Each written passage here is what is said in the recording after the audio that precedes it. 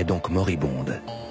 Mais pour autant, n'y a-t-il plus de réseau à l'œuvre dans la relation entre la France et ses anciennes colonies?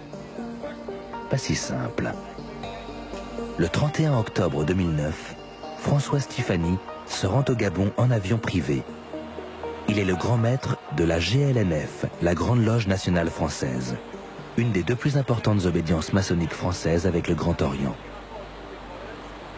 La Grande Loge du Gabon vient d'élire un nouveau grand maître en remplacement de feu El Hadj Omar Bongo Ondimba, et ils ont organisé une tenue de Grande Loge à l'occasion de laquelle on procède à l'investiture, c'est-à-dire à l'installation suivant une cérémonie rituelle.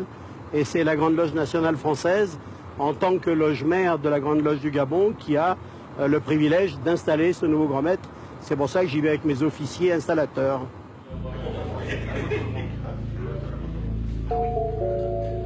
Le grand maître qui va être intronisé est Ali Bongo, nouveau président du Gabon qui prend là aussi la succession de son père. Dans la plupart des anciennes colonies françaises d'Afrique noire, les chefs d'État sont francs-maçons. Et le plus souvent, ils sont les grands maîtres de leur loge nationale. Avec son ésotérisme, ses rites désuets et sa manie du secret, la franc-maçonnerie facilite les liens discrets et directs entre frères africains et français, tous recrutés dans les sphères du pouvoir politique et économique.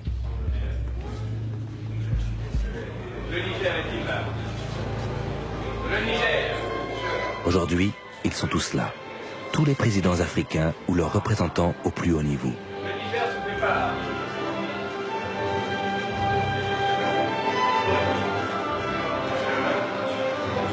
Quelques jours après cette cérémonie, c'est un rassemblement mondial de la franc-maçonnerie qui devait se tenir au Gabon, avec une forte présence des Américains.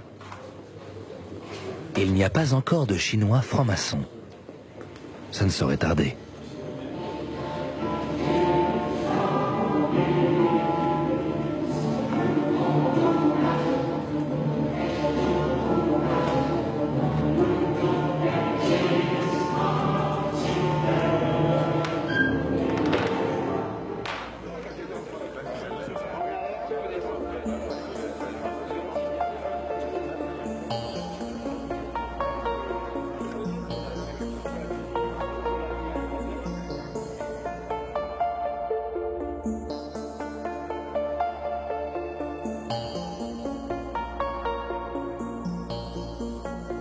La France-Afrique, ce système de relations complexes entre la France et l'Afrique, créé par le général de Gaulle, s'est effondré.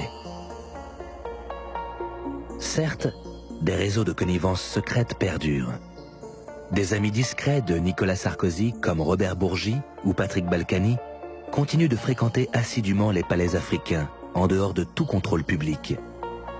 Mais les chefs d'État du continent noir, toujours aussi peu soucieux du bien-être de leur population, naviguent désormais dans un monde concurrentiel au mieux de leurs intérêts personnels.